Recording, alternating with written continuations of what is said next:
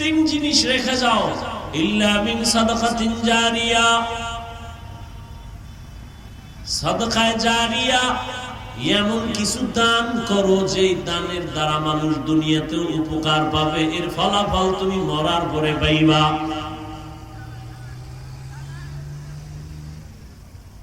আও ওয়ালাদিন সালিহিন ইয়াদউ লাহ,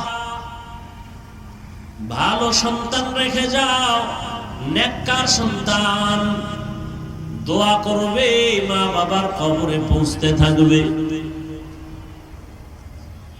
আও ইলমিন ইউনতাফাউ বিহি, এমন কোরআন ও হাদিসের ইলম তুমি শিখে যাও, এমন ইলমের ফ্যাক্টরি বানায় যাও যে ইলমের দ্বারা দুনিয়ার মানুষ উপকার পায়, তোমার উপকার হবে। ওই ইলম দিয়া যাইও না যে ইলমের দ্বারা অহংকার বাড়ে, কিবির বাড়ে, হাসাদ বাড়ে। ইলম কিন্তু দুই লাইনে আছে, একটা হলো ইলমে শয়তানি আর একটা হলো ইলমে রহমানি। শয়তানের ইলম আছে, আমার আল্লাহর দেওয়া ইলম আছে। এজন্য রহমতের নবী আল্লাহর কাছে দোয়া করতেন, আল্লাহুম্মা ইন্নী আসআলুকা ইলমান নাফিআ,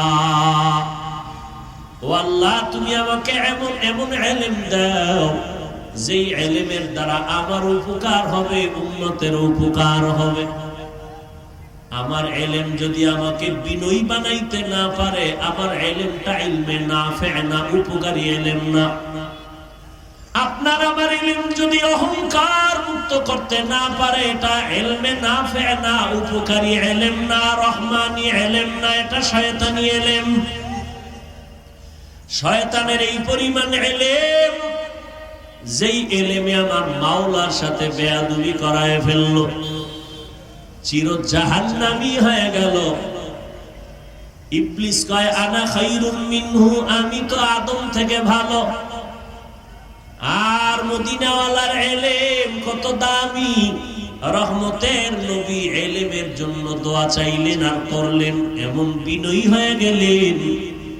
রহমতের নবী বলেন, সব সময় আমি আল্লাহর কাছে বিনয়ের দোয়া করি, আল্লাহুম্মা জাআলনি ফি আইনি সাগীরা ওয়া ফি আ'ইউনিন নাসি কাবীরা।